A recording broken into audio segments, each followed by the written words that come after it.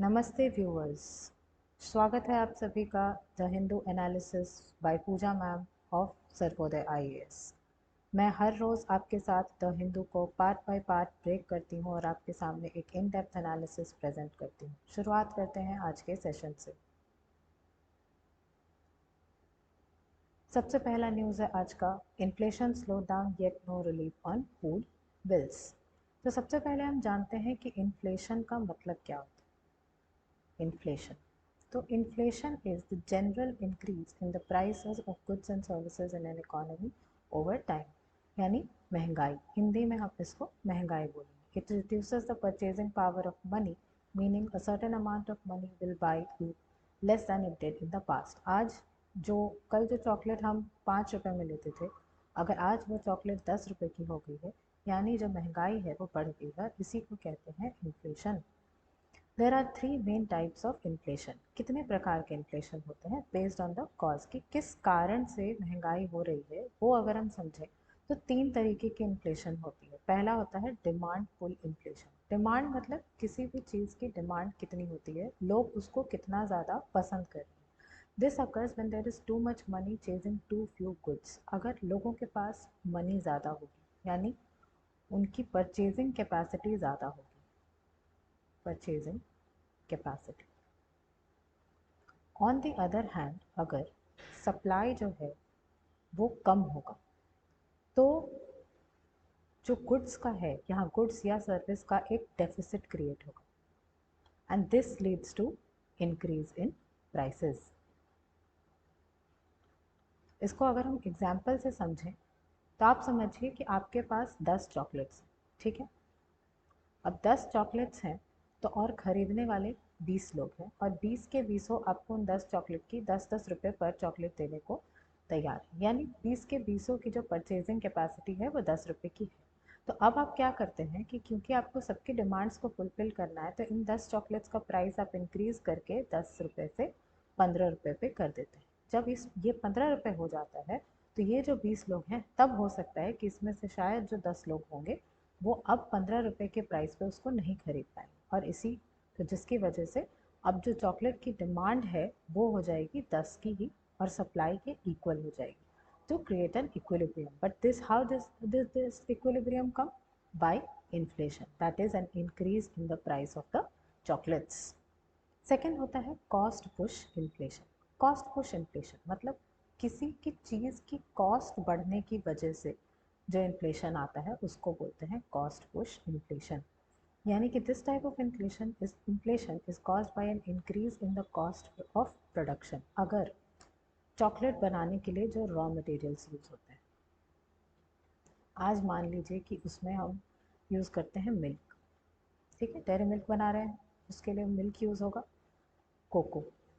अगर इन सब चीज़ों का प्राइस जो है वो इंक्रीज़ हो जाता है, तो अल्टीमेटली जो फाइनल प्राइस है प्रोडक्ट का वो भी इंक्रीज़ हो जाएगा, and this results in higher price to the consumer. Higher price to consumer, और इसी हायर प्राइस टू कंज्यूमर को बोलते हैं इन्फ्लेशन। तीसरा होता है built in inflation. Built in inflation का मतलब नाम से समझिए, बिल्ट इन मतलब बनाया हुआ इन्फ्लेशन। तो this is a situation where workers expect inflation to continue and negotiate for higher wages to keep up with the rising cost of living. Businesses can then raise prices to lower their increased costs, which can lead to self-fulfilling prophecy of inflation.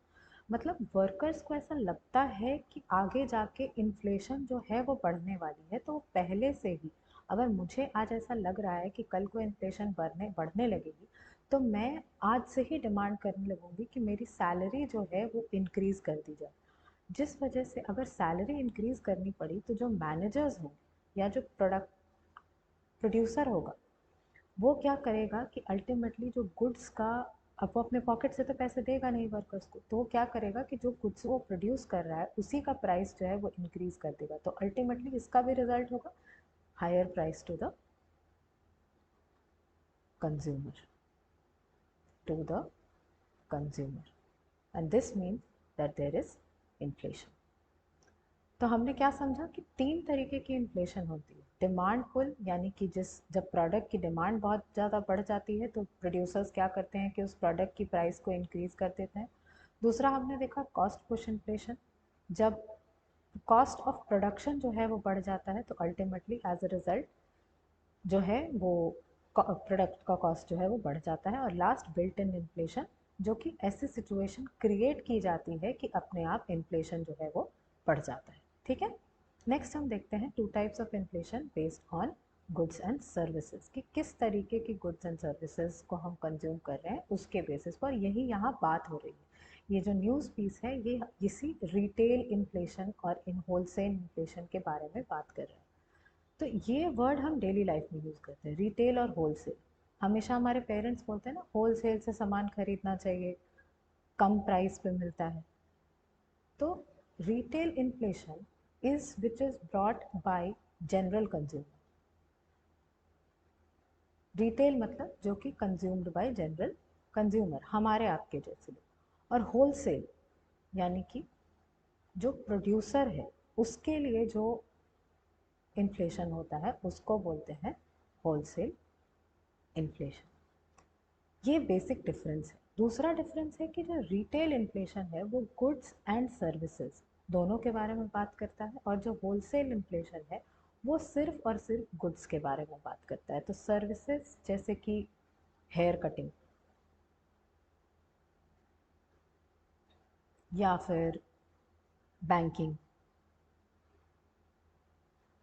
Education, ये सारी services हैं जिनका कि wholesale inflation से कोई लेना देना नहीं है। लेकिन वही गुड्स जैसे कि पटेटोज़, फ्यूल, ये सारी जो चीज़ें होती हैं ये हैं गुड्स। तो जो रिटेल इन्फ्लेशन है वो उन सारी चीज़ों को अकाउंट करता है जो कि एक नॉर्मल कंज्यूमर अपने डेली लाइफ में कंज्यूम करता है। और होलसेल इन्फ्लेशन सिर्फ उन चीज़ों को अकाउंट करता है जिससे कि एक प्रोड्यूसर की प्रोडक्शन कैपेसिटी जो है वो इम्पैक्ट होती है। ठीक है, अब हम देखते हैं कि जो रिटेल इन्फ्लेशन है उसको कौन कंपाइल करता है और जो होलसेल इन्फ्लेशन है उसको कौन कंपाइल करता है। तो retail inflation measured by the consumer price index, कि कंज्यूमर को कितना प्राइस पे करने की ज़रूरत है, that is the retail inflation is measured by that and that is measured bye national statistical office. दूसरा जो इसका फोकस है that is price changes in the goods and services, जैसा कि मैंने समझाया, जो कि डेली हाउस होल्ड्स जो है वो कंज्यूम करते हैं। होलसेल इन्फ्लेशन, जो इसको मेजर करने की क्राइटेरिया क्या है, होलसेल प्राइस इंडेक्स, कि एक होलसेल प्रोड्यूसर के लिए क्या प्राइस रहेगा, उससे उसको क्या इम्पैक्ट पड़ेगा, that is measured by wholesale price index. और ये यूज कंपाइल करता है office of economic adviser, ministry of commerce and industry. और एनएसओ किसका पार्ट होता है, तो ministry of statistics and programme implementation. ये सारी छोटी छोटी निटिग्रिटीज़ हैं जो कि एग्जाम के पर्सपेक्टिव से बहुत ज़्यादा इंपॉर्टेंट हो जाती हैं, कि रिटेल इन्फ्लेशन कौन कंपाइल करता है, होलसेल इन्फ्लेशन कौन कंपाइल करता है, इसमें से कौन सा डेटा है जो गवर्नमेंट यूज़ करती है to manage inflation in India. तो ये रिटेल इन्फ्लेशन है जो कि गवर्नमेंट यूज़ करती है टू टारगेट इन्फ्लेशन, क्योंकि अल्टीमेटली हाउस होल्ड्स जो हैं वो सबसे बड़ा सेक्टर है इकोनॉमी का। तो क्योंकि हर प्रोड्यूसर कहीं ना कहीं एक अपने जगह पे हाउस होल्ड भी है, लेकिन हर हाउस होल्ड प्रोड्यूसर नहीं है। तो गवर्नमेंट को जो पॉलिसी बनानी होगी वो कोशिश करनी होगी कि वो हाउस होल्ड्स को टारगेट करे, इसीलिए रिटेल इन्फ्लेशन इम्पॉर्टेंट हो जाता है। ठीक है, इम्पैक्ट ऑफ इन्फ्लेशन। अब हम हर बार सुनते हैं इन्फ्लेशन को कंट्रोल करने की ज़रूरत है, इन्फ्लेशन को कंट्रोल करने की ज़रूरत है। तो क्या इन्फ्लेशन बुरा है? इन्फ्लेशन अगर इतनी बुरी चीज़ है तो फिर इसको पूरी तरीके से ख़त्म हो जाना चाहिए। बट यही आता है एनालिसिस की बात, कि इन्फ्लेशन जो है वो एक सर्टेन लेवल तक अगर हो, यानी कि आपकी जो इकोनॉमी है वो ग्रो कर रही, यानी एक moderate level of inflation is good for the economy. How is it good for the economy? So, encouraging spending. People are more likely to spend money now if they know they will lose value later. मतलब आज अगर किसी चीज़ का price जो है, मान लीजिए मुझे खरीदना है गोल्ड, ठीक है, गोल्ड का प्राइस आज अगर 50,000 है, तो कल को जाकर के इसका प्राइस 55,000 हो सकता है। तो मुझे पता है कि अगले परसों तरसों या अगले साल इसको खरीदेंगे तो मुझे 5,000 का लॉस होगा, तो इसीलिए इसको हम आज ही परचेज कर लेते हैं। तो ये एक पुश है लोगों के स्पेंडिंग को इंक्रीज करने के लिए। नेक्स्ट हम देखते हैं low and predictable inflation can increase the economy. Wages keeping pace with prices. With slightly rising prices, wages can gradually increase to maintain the purchasing power. अगर जो मैनेजर्स हैं, जो ओनर्स हैं फर्म्स के, उनको पता है कि इन्फ्लेशन जो है एक सर्टेन लेवल तक इंक्रीज कर रहा है ईयर ऑन ईयर, तो इनको ज़रूरी है कि ये वेजेस भी जो है वो मेंटेन करें। तो इंसान की जो हमारे जैसे वर्किंग प्रोफेशनल्स हैं, उनके ग्रोथ के प्रॉस्पेक्ट्स जो हैं वो ख़त्म नहीं हो। आप खुद सोचिए, अगर आप कमा रहे हैं और आपकी सैलरी जो है वो आज 20,000 रुपये है, कल या 1 साल 2 साल के बाद भी वो 20,000 रुपये ही रहेगी, तो अगर आप किसी को बोलेंगे तो क्या यहाँ पे कोई ग्रोथ होगा? Growth is zero. So this is why inflation is needed. अगर इन्फ्लेशन बढ़ रहा है, that means goods and services की जो इकोनॉमी प्राइसेस हैं इकोनॉमी में, वो इंक्रीज कर रही है टू अ सर्टेन लेवल, और इसको मेंटेन करने के लिए सप्लीमेंट करना होगा इनको वेजेस से, which is done by the producers. तो उससे इंसान के अंदर एक मॉरल सेटिस्फैक्शन भी रहता है कि हम जो है वो ग्रो कर रहे हैं। Debt burden increasing decreasing.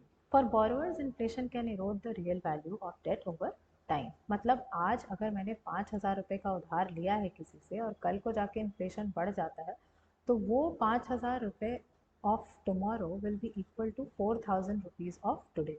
मतलब जितना मैंने 5,000 लिया था बट रीपे उसको 4,000 ही किया है। इसीलिए हम इंटरेस्ट रेट देते हैं डेट पे। और अगर इंटरेस्ट रेट नहीं देना होता है, that means the principal amount जो हमने दिया था that decreases with increasing inflation. लेकिन इसका मतलब ये नहीं है कि इन्फ्लेशन जो है वो बहुत अच्छा ही अच्छा है, उसके साथ सब कुछ। There are many negative points also, जैसे uncertainty and instability. When prices rise rapidly and unpredictably, businesses hesitate to invest and consumers delay purchases, harming economic growth. मतलब आज अगर कोई चीज़ का प्राइस जो है 50,000 रुपीज़ है और देर आर हाई चांसेस कि इसका प्राइस कभी भी इंक्रीज़ हो सकता है या डिक्रीज़ हो सकता है, तो हम हेसिटेट करेंगे उस चीज़ को परचेज करने से। ठीक है। Reduced purchasing power.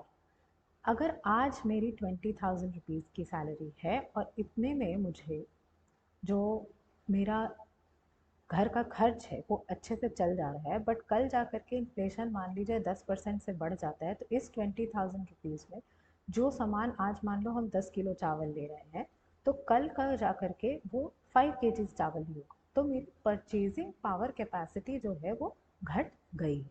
That is a bad effect of inflation. Discourages saving. If inflation outpaces saving rates, saving becomes less attractive, potentially hindering investment. कि अगर इन्फ्लेशन जो है वो इतना बढ़ गया है कि सेविंग का जो इंटरेस्ट रेट है, हम बैंक्स में पैसे सेव करते हैं, वो बैंक्स हमें कुछ ना कुछ इंटरेस्ट रेट देते हैं, लेकिन अगर इस सेविंग रेट पे जो हमें सेविंग्स पे जो हमें इंटरेस्ट रेट मिल रहा है वो इन्फ्लेशन से कम होता है, यानी कि अल्टीमेटली जो हमारा वैल्यू ऑफ मनी है, जो हमारा वैल्यू ऑफ सेविंग है, वो जो है वो डिक्रीज़ कर रहा है, ना कि इंक्रीज़ कर रहा है।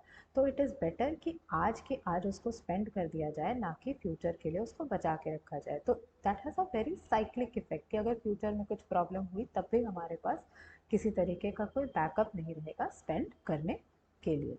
अब इंडिया में देखते हैं कि इन्फ्लेशन कौन मैनेज करता है। इंडिया में इन्फ्लेशन मैनेज करने के लिए दो तरीके हैं। पहला और मोस्ट इम्पॉर्टेंट सिग्निफिकेंट तरीका है मॉनेटरी पॉलिसी। हम जानते हैं कि मॉनेटरी पॉलिसी किसी भी कंट्री का कौन बनाता है, तो उसका सेंट्रल बैंक। और इंडिया में जो है ये सेंट्रल बैंक कौन है, तो हमारा RBI. RBI is the sole organisation जिसका कि मेन फंक्शन है इन्फ्लेशन को टारगेट में रखना, और ये जो टारगेट है वो है 4 ± 2%, यानी 2 to 6% के रेंज में जब तक इंडिया में इन्फ्लेशन रहेगा तो that is a healthy level of inflation. लेकिन इससे ज़्यादा अगर इन्फ्लेशन बढ़ जाता है तो दैट मीन्स कि इकोनॉमी जो है वो डिटीरियोरेट कर रही है। ठीक है, तो मॉनेटरी पॉलिसी का क्या मतलब होता है? वैसा policy that involves money matters. Monetary मतलब मनी, तो the policy matters that involve money, transaction of money are known as monetary policy. Different tools होते हैं इसके, जैसे repo rate, reverse repo rate, bank rate, SLR, CRR, etc. दूसरा जो tool है हमारे पास वो है फिस्कल पॉलिसी। जैसे मॉनेटरी पॉलिसी जो है वो RBI का काम है, वैसे ही फिस्कल पॉलिसी जो है वो गवर्नमेंट का काम है। जो गवर्नमेंट, जिसकी भी सरकार है, उनका काम है टू कंट्रोल इन्फ्लेशन। हर बार लेकिन उनका मेन टारगेट जो है वो इन्फ्लेशन नहीं होता है, बल्कि वेलफेयर होता है। साइड बाय साइड वो ऐसी पॉलिसीज़ बनाती हैं जो कि इन्फ्लेशन को भी रिड्यूस करने में हेल्प कर सकता है, बट मेन काम इन्फ्लेशन का जो कंट्रोल करने का है वो है RBI का। और RBI में भी इन स्पेसिफिक अगर देखा जाए तो RBI की मॉनेटरी पॉलिसी कमेटी का, मॉनेटरी पॉलिसी कमेटी, जो कि एक 6 मेंबर्स की कमेटी है, जिनका की क्या टारगेट है, तो इन्फ्लेशन को मेंटेन करना in the range of 4 ± 2%. This is considered to be a good balance between promoting economic growth and keeping the prices stable. अब आते हैं हमारे नेक्स्ट न्यूज़ आइटम पर। IISc researchers design hydrogel to remove microplastics from water. तो यहाँ जो important चीज़ है वो है दो चीज़। पहला तो सबसे इम्पोर्टेंट माइक्रोप्लास्टिक्स, दूसरा हाइड्रोजन। तो माइक्रोप्लास्टिक्स का जो टॉपिक है ये हमारे प्री प्लस मेंस दोनों के पर्सपेक्टिव से इम्पॉर्टेंट हो जाता है। और लेकिन हाइड्रोजेल का बस आपको डेफिनेशन जानना हो, क्योंकि कभी कभी एग्जाम में पूछा जा सकता है कि हाइड्रोजेल होता क्या है। छोटे छोटे वो बॉल्स देखे हैं जिनको पानी में डालते हो तो वो थोड़े बड़े हो जाते हैं स्पॉन्जी स्पॉन्जी से, बिल्कुल वही है हाइड्रोजेल। तो एक तरीके का स्पॉन्ज है जो कि अब्सॉर्ब कर लेता है वाटर को अपने अंदर। ठीक है, तो ये IISc बैंगलोर एक इंस्टीट्यूट है, एक रिसर्च इंस्टीट्यूट है, जिनके रिसर्चर्स ने एक बनाया है hydrogel to remove microplastics on from water. तो माइक्रोप्लास्टिक्स क्या होता है? वैसे प्लास्टिक्स जिनका साइज 5 मिलीमीटर से भी कम होता है उसको बोलते हैं हाइड्रोप्लास्टिक्स। So microplastics are tiny plastic fragments less than 5 millimeters in size and pose a significant threat to human health and environment. अब ये इतने छोटे होते हैं, 5 मिलीमीटर इन साइज, इतने छोटे होते हैं कि easily ये ह्यूमन बॉडी के अंदर, एनिमल्स के अंदर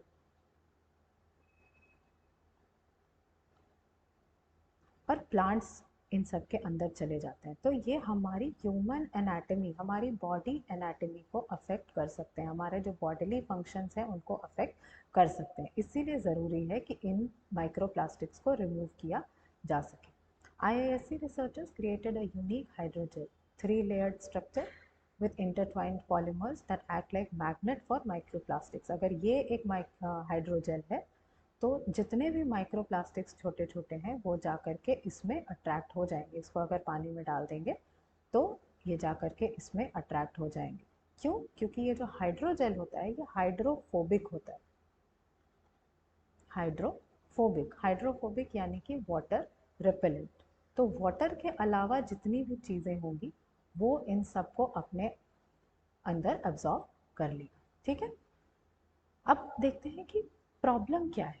तो पहले तो देखिए कि एडवांटेज, तो 95% ऑफ माइक्रोप्लास्टिक्स फ्रॉम वाटर, ये जो हाइड्रोजेल है जो इन्होंने डिज़ाइन किया है, ये हम इसको रिटेन कर सकते हैं या एक्सट्रैक्ट कर सकते हैं using this hydrogel, which is very significant number. अगर 95% मतलब जितना भी थ्रेट है उसको हम 95% तक कम्बैट करने में सक्सेसफुल हो सकते हैं। लेकिन इतना बड़ा खतरा क्यों है माइक्रोप्लास्टिक्स, हम ये समझते हैं। तो जो माइक्रोप्लास्टिक्स हैं वो कहाँ कहाँ से आते हैं? ये वेरियस सोर्सेज से आते हैं, बॉटल्स, बैग्स, सिंथेटिक फाइबर्स जैसे कि पॉलीमर्स, नायलॉन, ये सारे सिंथेटिक फाइबर्स हैं जिनसे कि माइक्रोप्लास्टिक्स आते हैं। कॉस्मेटिक्स और पर्सनल केयर प्रोडक्ट्स में ही, गर्ल्स को पता होगा मोस्ट इम्पॉर्टेंट सनस्क्रीन, सनस्क्रीन में भी कभी कभी माइक्रोप्लास्टिक्स यूज़ होते हैं। जो कि आपके स्किन से के अंदर पेनिट्रेट कर जाते हैं और उसके बाद आपकी बॉडी को नुकसान पहुंचा सकते हैं। These tiny plastics make way into the rivers, lakes and oceans, eventually reaching our drinking water supplies। कि कहीं ना कहीं ये रिवर्स, लेक्स और ओशंस को कंटामिनेट कर रहे हैं, जिसकी वजह से हमारी जो ड्रिंकिंग वाटर सप्लाई है वो अफेक्ट हो रही है। तो ह्यूमन हेल्थ, और क्योंकि ये रिवर्स, लेक्स, ओशंस में है तो प्लांट्स को भी अफेक्ट कर सकती हैं, जो एक्वेटिक एनिमल्स हैं उनको भी अफेक्ट करती हैं, जो लैंड एनिमल्स हैं उनको भी अफेक्ट करते हैं। तो ओवरऑल एक छोटा माइक्रो प्लास्टिक, समझ रहे हैं कि कितना छोटा साइज है इसका, लेकिन इसका इम्पैक्ट जो है वो इतना बड़ा है कि पूरी की पूरी इकोसिस्टम जो है वो इससे खराब हो सकती है। कॉजेज़ क्या है? तो poor waste management, improper disposal सबसे बड़ा कारण है। हम देखते हैं कि जो वेस्ट प्रोडक्ट्स का डब्बा होता है उसको हम ऐसे ही फेंक देते हैं, बट नहीं, उसको प्रॉपर डिस्पोजल टेक्निक्स जो है उसके लिए हमें यूज़ करनी चाहिए। Industrial practices like releasing microplastic directly into waterways during manufacturing processes. Textile industry और कॉस्मेटिक्स यानी माइक्रो बीड्स जो है वो उसमें यूज़ होते हैं। बट शुक्र की बात यह है कि बहुत सारी कंट्रीज़ जो हैं वो अब इन माइक्रो प्लास्टिक्स का यूज़ जो है वो बैन कर रही है। पोटेंशियल सॉल्यूशंस क्या है? तो पहले तो वेस्ट मैनेजमेंट को इम्प्रूव करना होगा, रेगुलेट करना होगा, मोस्ट इम्पॉर्टेंट लॉ बनाना होगा कि माइक्रो प्लास्टिक्स हम यूज़ भी कर सकते हैं या नहीं कर सकते हैं, और अगर कर सकते हैं तो किस अमाउंट में कर सकते हैं। हार्मफुल प्लास्टिक्स जिनका कि बहुत ही ज़्यादा इम्पैक्ट होता है उनका यूज़ को बैन करना, ताकि जो इकोसिस्टम है वो प्रोटेक्टेड रह सके, जो हमारा एनवायरनमेंट है वो प्रोटेक्टेड रह सके और हम सस्टेनेबल डेवलपमेंट की तरफ जो है वो आगे बढ़ सके। पब्लिक अवेयरनेस, लोगों तक अवेयरनेस पहुंचाने की बहुत ज़्यादा ज़रूरत है कि माइक्रो प्लास्टिक्स क्या है। फॉर एग्जांपल, हम में से बहुत लोग आज तक नहीं जानते होंगे कि माइक्रो प्लास्टिक्स क्या है, और ये तो बिल्कुल नहीं जानते होंगे कि कॉस्मेटिक्स जो हमारा one of the favourite products होता है उसमें भी माइक्रो प्लास्टिक्स यूज़ होता है। तो इट्स वेरी इंपॉर्टेंट कि हम इसके इंग्रेडिएंट्स को चेक करें, ताकि ऐसी जो चीज़ें हैं उनकी अगर परचेज़ कम हो जाएगी तो अपने आप उनका जो प्रोडक्शन है वो कम हो जाएगा, तो इनका जो यूजेज का खतरा है वो भी कम हो जाएगा। Innovation, technologies like hydrogel developed by IIC researchers offer promising solution for removing microplastics from water. और दूसरा इनोवेशन हम क्या कर सकते हैं? तो ऑल्टरनेट मटेरियल्स बना सकते हैं। ऑल्टरनेट मटेरियल्स बना सकते हैं कि माइक्रो प्लास्टिक्स अगर नहीं, या ये प्लास्टिक्स नहीं, तो क्या कुछ और मटेरियल जो कि similar result they but harmful effects जो हैं इसके उसको कम्बैट हम कर सकें यूजिंग दीज ऑल्टरनेट मटेरियल्स। ठीक है।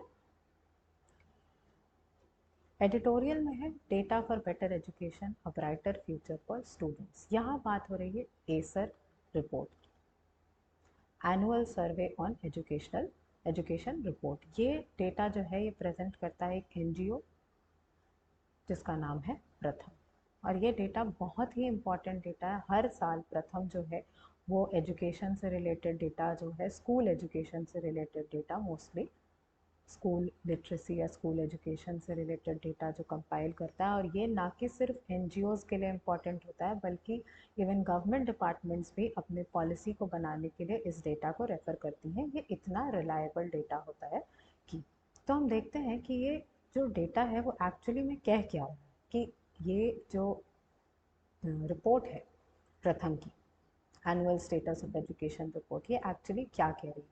तो annual status of education report released by प्रथम, इसका एक सर्वे है इसके अंदर, बियॉन्ड बेसिक्स। बियॉन्ड बेसिक्स सर्वे में प्रथम क्या कहना चाहता है?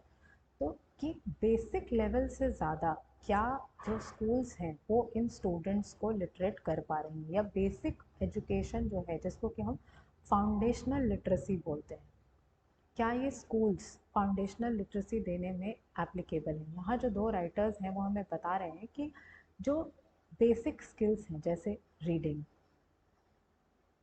बेसिक न्यूमरेसी, अरिथमेटिक,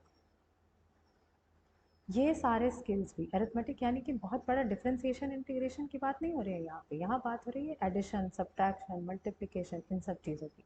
तो ये सारी चीज़ें भी जो गवर्नमेंट स्कूल्स वगैरह में जाने वाले बच्चे हैं वो सही से नहीं कर पा रहे। तो ये कहीं ना कहीं बहुत बड़ा डेटा है, बहुत बड़ा एविडेंस है हमारे एजुकेशन सिस्टम, जो हमारा पब्लिक एजुकेशन सिस्टम है उसके फेलियर का। और अगर ऐसा ही रहा तो ये जो चिल्ड्रन है, ये जो लोग हैं, बच्चे हैं, ये हमारी कंट्री का फ्यूचर है। अगर इस सिचुएशन से इनको आगे भी गुजरना पड़ा तो कहीं ना कहीं इनका जो फ्यूचर है वो इम्पैक्टेड हो जाएगा, और हमारी कंट्री का फ्यूचर जो है, सिर्फ इनका ही फ्यूचर नहीं, पूरी की पूरी कंट्री का फ्यूचर जो है वो डिटीरियोरेट हो जाएगा। हमारी इकोनॉमी जो अभी इतने अच्छे से ग्रो कर रही है, अगर उसके पास पढ़े लिखे लोग नहीं होंगे इन फ्यूचर, तो कहीं ना कहीं पूरी इकोनॉमी जो है वो डिग्रेड हो जाएगी। तो यहाँ बात होती है एक और चीज़ की, कि ये जो राइटर्स हैं ये हमें बता रहे हैं कि ऐसा नहीं है कि ये जो 14 से 18 साल के बच्चे हैं ये आज के आज इतने ख़राब हुए हैं। अगर इनको स्टडी किया जाए, इनको बेसिक नॉलेज नहीं है, बेसिक रीडिंग नहीं आती है, बेसिक एडिशन सब्ट्रैक्शन नहीं आता है, तो ऐसा तो नहीं है कि ये इस उम्र में आके ख़राब हुए। नहीं, इनका फाउंडेशन ही कमज़ोर है। यानी बेसिक एडिशन सब्ट्रैक्शन तो 5-6 साल की उम्र में सिखाया जाता है। अगर उस एज में इनको ढंग से पढ़ाया जाए तब जाके तो ये आगे भी अच्छा कर पाते हैं, नहीं तो आगे चल के इनका जो ग्रोथ रेट है, ग्रोथ पर्सपेक्टिव हो, वो फ्लैट हो जाता है। फ्लैटर ग्रोथ रेट पे ये चले जाते हैं कि आगे कुछ और ये अचीव नहीं कर पाते हैं। तो अगर हम इस बारे में बात कर ही रहे हैं तो हम कुछ और चीज़ें भी देख लेते हैं जो एसर रिपोर्ट ने रिसेंटली जो लॉन्च करी है फेब्रुअरी में, उसमें क्या क्या बात करी। तो education still a priority. Over 86% of the youth are enrolled in some form of educational institution, showcasing a continued focus on learning. कि अभी भी करीब करीब तो 86% लोग ऐसे हैं, 86% से ज़्यादा लोग ऐसे हैं जो किसी न किसी फॉर्म के एजुकेशनल इंस्टीट्यूशन में एनरोल्ड है। ज़रूरी नहीं है कि वो गवर्नमेंट स्कूल है या प्राइवेट स्कूल है या कोई रिलीजियस इंस्टीट्यूशन है, बट किसी न किसी फॉर्म के एजुकेशनल इंस्टीट्यूशन में वो एनरोल्ड है। मतलब लर्निंग तो करना चाहते हैं, पढ़ना तो चाहते हैं, लेकिन पढ़ाई हो नहीं पा रही है। Beyond school goals, youth are actively engaged with 76% involved in education, employment or household chores. However, a gender gap persists with boys participating more actively than girls. कि जो सिर्फ एजुकेशन के अलावा अप टू 18 ईयर्स के जो लोग हैं वो अलग अलग चीज़ों में भी इन्वॉल्व हैं, जैसे कि एजुकेशन, एम्प्लॉयमेंट और हाउस होल्ड चोर्स। लेकिन दिक्कत ये है कि यहाँ भी हमें जेंडर बायस देखने को मिलता है। अगर लड़के 82% इन्वॉल्व हैं तो लड़कियाँ only 70%। Reading challenges, a concerning finding is that only 25% of the young people can proficiently read a standard class 2 level text. Young people यानी 14 से 18 साल के बच्चे। ये 14 से 18 साल के बच्चे क्लास 2 की किताब भी ढंग से नहीं पढ़ पा रहे हैं। और this points out the need for stronger foundational literacy skills, की बचपन में ही उनका जो बेस फाउंडेशन यानी कि बेस, उसको स्ट्रॉन्ग करने की ज़रूरत है, वरना आगे चल के जो इनकी प्रॉब्लम्स हैं वो और ज़्यादा कंपाउंड होती जाएंगी। कि अगर बेसिक रीडिंग ही इनको नहीं आएगा तो जो मुश्किल मुश्किल सब्जेक्ट्स हैं उनमें ये कहाँ से एक्सेल कर पाएंगे। उसके अलावा अब क्योंकि डिजिटल लिटरेसी, इतना ज़्यादा डिजिटल लिटरेसी के बारे में बात हो रही है कि लोगों को डिजिटली एक्टिव होना पड़ेगा, तो इस बार की जो रिपोर्ट है उसने डिजिटल मोबाइल फ़ोन्स के बारे में भी सर्वे करी है। Over 90% of the youth have access to a smartphone in their family, highlighting the wide spread penetration of digital technology. लेकिन गर्ल्स के पास जो है वो स्मार्टफोन्स का एक्सेस कम होता है कंपेयर टू बॉयज़, और जो भी टेक्निकल प्रॉब्लम्स होती हैं उनको सॉल्व ईजिली बॉयज़ कर पाते हैं रादर देन गर्ल्स। अब इसका रीज़न ये नहीं है कि girls are not proficient enough, but इसका रीज़न ये है कि गर्ल्स को कभी वो अपॉर्चुनिटी नहीं मिलती है कि उनको, क्योंकि उनको और कामों में ध्यान लगाने के लिए कहा जाता है। फॉर एग्जाम्पल, अगर आप किसी गाँव में जाएंगे तो लड़की जो दिखेगी आपको, वो दिखेगी कि वो घर साफ कर रही है, खाना बना रही है, अपने पेरेंट्स का, अपने छोटे भाई बहन का टेक केयर कर रही है।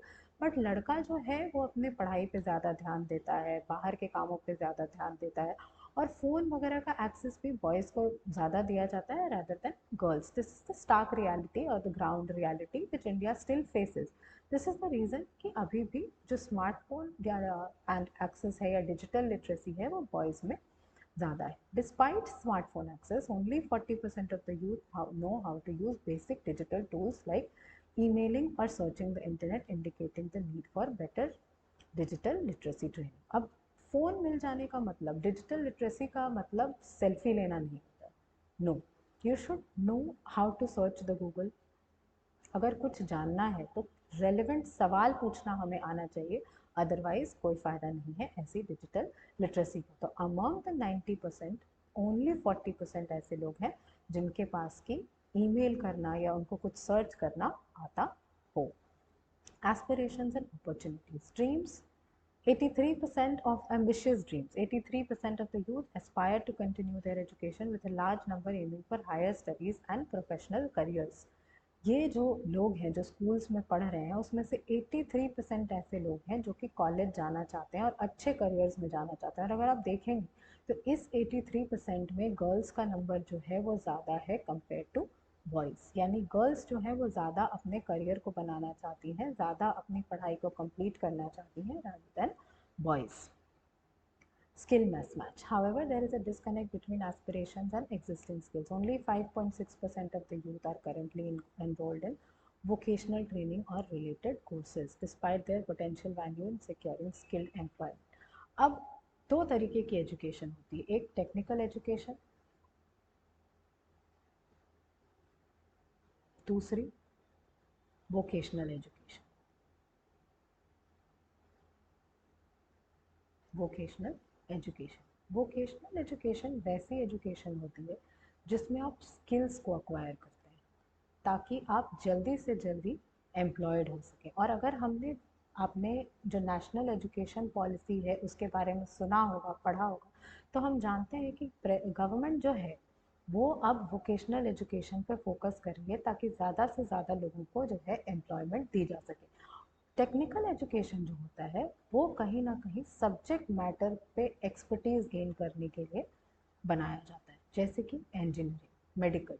बट हर कोई डॉक्टर, इंजीनियर ये सब बन जाएगा तो जो बाकी के जॉब्स हैं जैसे कि प्लम्बिंग, जो प्लम्बर आता है हमारे घर पे या इलेक्ट्रिशियन, ये सारा काम कौन करेगा? तो इसीलिए इम्पॉर्टेंट है कि टेक्निकल एजुकेशन के साथ साथ वोकेशनल एजुकेशन भी दी जाए। लेकिन only 5.6% of the youth are involve in vocational training और रिलेटेड कोर्सेज।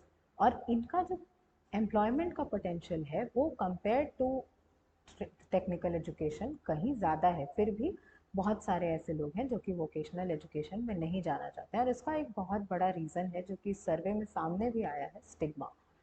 कि अगर आप किसी को बोलोगे कि हम इलेक्ट्रिशियन बनने के लिए पढ़ाई कर रहे हैं तो सामने वाला इंसान आप पे हंसेगा, जबकि ऐसा नहीं होना चाहिए। तो ये जो स्टिग्मा है कि वोकेशनल एजुकेशन जो है that is meant for menial jobs और स्मॉल जॉब्स, इस स्टिग्मा को ख़त्म करने की ज़रूरत है। Unequal opportunities. Access to vocational training and skill development varies across states and socioeconomic backgrounds, highlighting the need for equitable opportunities for all. कि हर एक स्टेट में similar level of opportunities available ही नहीं है। तो हर किसी के पास हर किसी के लिए पॉसिबल नहीं है कि वो एक स्टेट से दूसरे स्टेट में जाके माइग्रेट करके अपना एजुकेशनल अपॉर्चुनिटी जो है वो ले सके, जिसकी वजह से बहुत सारे ऐसे लोग हैं जो ट्रेनिंग लेना भी चाहते हैं तो नहीं ले पाते हैं। Basic abilities. About 25% of the youth cannot read class 2 text or for a half struggle with division problems, 3 digit by 1 digit, with only 43.3% able to solve the problems correctly. जो कि मैंने बताया कि basic numeracy skills जो हैं वो भी अभी उनके अंदर नहीं आए। लैंग्वेज एंड अरिथमेटिक में सबसे अच्छी बात है कि फीमेल्स ने आउट परफॉर्म किया है मेल्स को, reading a standard 2 level class text in regional language, males excel in arithmetic and English reading। यानी कि फीमेल्स जो है वो रीजनल लैंग्वेज में भले ही मेल्स को आउट परफॉर्म कर रही है, लेकिन अभी भी मैथ्स और इंग्लिश में अगर कोई आउट परफॉर्म कर रहा है तो वो है males. Only 57.3% read in sentences in English and those almost 3/4 understand their meanings। Foundational and numeracy skills. Over इस सेंटेंस का मतलब हुआ कि 57.3% लोग तो मतलब फिर भी समझ जाते हैं, लेकिन उसका भी सिर्फ 3/4 लोग ऐसे हैं जो कि उसका जो है मतलब समझ पाते हैं। मतलब हम पढ़ लिया कि मैंने पढ़ लिया कि राम इज़ अ बॉय, इस पूरे सेंटेंस को मैंने पढ़ लिया, लेकिन मुझे इसका मतलब समझ ही में नहीं आया कि राम इज़ अ बॉय का मतलब क्या है। ठीक, Foundational numeracy skills. Over 50% of the students in 14 to 18 age group face difficulties with elementary division problems, and around 45% struggle with tasks such as calculating number of hours a child slept on bedtime and wake up time. ठीक है, issues faced by elementary education in India. तो क्या problems हैं जिसकी वजह से हमारी जो एलिमेंट्री एजुकेशन है उसका जो परफॉर्मेंस है वो इतना ख़राब रहा है। तो पहला तो स्कूल इंफ्रास्ट्रक्चर एंड एम्यूनिटीज़। अगर आप किसी भी गांव के गवर्नमेंट स्कूल्स में जाके देखिएगा, वहाँ के इंफ्रास्ट्रक्चर को देखिएगा, तो आपको लगेगा ही नहीं कि आप स्कूल में हैं। कई कई बार जो बिल्डिंग्स होती हैं वो बिल्कुल डिलैपिडेटेड कंडीशन में होती हैं, जिनका छत कब गिर जाएगा आपको पता नहीं होगा। प्रॉपर टॉयलेट्स नहीं होते हैं, वाटर फैसिलिटीज़ नहीं होती हैं, ड्रिंकिंग वाटर फैसिलिटीज़, जिसके वजह से जो बच्चे हैं वो स्कूल जाना ही नहीं चाहते हैं। तो बच्चे अगर स्कूल जाएंगे नहीं तो पढ़ना तो बहुत दूर की बात है। Additionally there is a lack of digitisation. Digital literacy लाने के लिए डिजिटाइजेशन होना भी ज़रूरी है, लेकिन मिनिमल से भी मिनिमल गवर्नमेंट स्कूल्स हैं जहाँ पे कि डिजिटाइजेशन होगा। 60% of the schools lack computers, वो भी ये डेटा कह रहा है, बट एक्चुअली अगर देखा जाए तो बिहार जैसे स्टेट्स में बहुत सारे, मतलब मैं तो कहूँगी कि 90% ऐसे स्कूल्स होंगे जहाँ पे कि कंप्यूटर्स नहीं होंगे और इंटरनेट तो बिल्कुल ही नहीं होगा। Shift towards private schools. Over the years, there has been a shift in momentum towards private schools. Government data indicates a decrease in the share of government schools in elementary category from 87% in 2006 to 62% in March 2020. मतलब जो elementary schools, government elementary schools जो हैं वो अगर 2006 में 87% थी तो 2020 में वो घट करके 62% हो गई। यानी कि due to increase in private schools, government school जो है वो अल्टीमेटली शट डाउन होती जा रही है। Teacher shortage and quality. There is a shortage of teachers in schools and the student teacher ratio is high. The reliance on contractual teachers is noted and there is widespread teacher absenteeism. कि number of students जो है और number of teachers जो है उनका mismatch है। एक teacher पे बहुत सारे बच्चे हैं या बहुत कम बच्चों पे बहुत सारे टीचर्स हैं। दूसरा कि ये जो टीचर्स हैं वो स्कूल आते नहीं हैं, आते हैं तो पढ़ाते नहीं हैं क्योंकि उनको उनकी नॉलेज इतनी नहीं है। हम सब जानते हैं कि गवर्नमेंट स्कूल के एजुकेशन की क्वालिटी क्या है। Social divides. There is existence of social divides including caste, class, rural, urban, religious and gender divides impacting the quality of education provided. Bridging the gaps, data driven strategies. तो early childhood education बहुत ज़रूरी है कि जो हमारा foundational as है, foundational as, वहीं से हमारी जो बेसिक एजुकेशन है वो स्टार्ट हो जाए ताकि आगे चल के किसी तरीके की कोई प्रॉब्लम ना हो। फाउंडेशनल एज यानी कि फ्रॉम अराउंड 4 ईयर्स से स्टार्ट होकर के 10 ईयर्स तक का जो एज है, यहाँ पर अगर हमारा एजुकेशन लेवल जो है वो अच्छे से हो गया तो आगे जो स्टूडेंट है वो अपने आप कैचअप कर लेगा विथ वेरी लिटिल गाइडेंस और help. Remedial classes and support programmes कि जो लोगों को नहीं पढ़ना आ रहा है उनके लिए आप रिमीडियल क्लासेस चलवाइए ताकि उन लोगों को और ज़्यादा बेटर अपॉर्चुनिटीज़ मिल सके। Interactive teaching methods. Shift towards activity based learning incorporating technology where feasible and create engaging learning environments कि जितना तक पॉसिबल हो बच्चों को इन्वॉल्व करें एजुकेशनल एक्टिविटी में। कि अगर उनको हम पढ़ा रहे हैं कि सेल क्या है तो उनको बताना पड़ेगा, उनको इसके पिक्चर दिखाइए, एक्टिविटी करके समझाइए living in non living things का, जिससे उनके दिमाग में बिल्कुल वो बात बैठ जाए। Teacher training and incentives. Teachers को ट्रेन करने की बहुत ज़्यादा ज़रूरत है ताकि उनको जो है वो छोटे छोटे जो स्टूडेंट्स हैं उनको हैंडल करना आए, प्लस उनके गुड परफॉर्मेंस के लिए उनको इंसेंटिवाइज करना ताकि जो टीचर्स हैं वो मोटिवेट हो सके स्टूडेंट्स को पढ़ाने में और एजुकेशन को इम्प्रूव करने में। Bridging the gender gap. जो मेल्स और फीमेल्स का इतना बड़ा गैप अभी भी देखने को मिल रहा है उसको ख़त्म करने की बहुत ज़्यादा ज़रूरत है। Skill development initiatives, integrate vocational training programmes. जो वोकेशनल ट्रेनिंग प्रोग्राम्स की तरफ जो हमारा बायस है उसको कहीं ना कहीं ख़त्म करना होगा और इसको इंटीग्रेट करना होगा नॉर्मल प्रोग्राम्स में ताकि जो स्टूडेंट्स हैं वो अगर 10th के बाद वो फॉर्मल एजुकेशन नहीं लेना चाहते हैं और वोकेशनल ट्रेनिंग के थ्रू एम्प्लॉयमेंट सेक्टर में जाना चाहते हैं या एम्प्लॉयड होना चाहते हैं, तो वो ये चीज़ कर सकते हैं। इससे क्या होगा कि जो रिसोर्सेज हैं गवर्नमेंट की वो भी कम वेस्ट होंगी और जो नंबर ऑफ एम्प्लॉयड पीपल हैं वो भी इंक्रीज होंगे। तो जो लोग हैं, जैसे जो छोटे छोटे पोस्ट्स जिनका एडवर्टीजमेंट हम देखते हैं न्यूज़ में, ये चीज़ें बहुत वायरल होती हैं, मीम्स बनते हैं इनके ऊपर कि एक प्यून के पोस्ट के लिए पोस्ट ग्रेजुएट या पीएचडी लड़के ने ऐड डाली।